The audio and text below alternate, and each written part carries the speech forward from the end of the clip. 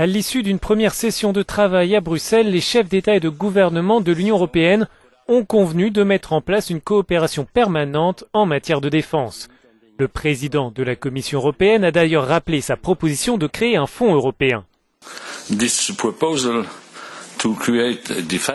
Cette proposition de créer un fonds pour la défense est nécessaire car en Europe, nous avons 178 systèmes d'armes différents quand les États-Unis en ont 30.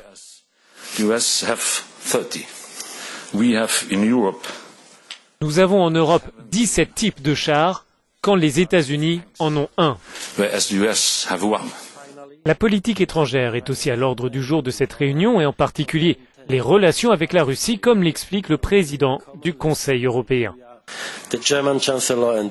La chancelière allemande et le président français doivent faire le point sur la situation en Ukraine et un nouvel état des lieux sur la mise en œuvre des accords de Minsk, ce qui devrait entraîner une prolongation de 6 mois des sanctions contre la Russie.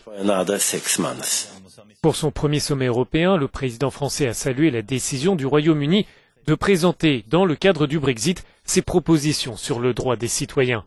C'est en tout cas un bon signal d'ouvrir les échanges par ce sujet-là, qui est un sujet d'anxiété pour nombre de nos ressortissants qui aussi vivent aujourd'hui en Grande-Bretagne. Donc je le prends plutôt comme une volonté de pragmatisme, un geste positif pour une négociation qui est en train de commencer. Les 28 ont aussi réaffirmé leur volonté de protéger les citoyens face à la menace terroriste. Ils souhaitent que les réseaux sociaux soient plus impliqués dans la lutte contre la radicalisation.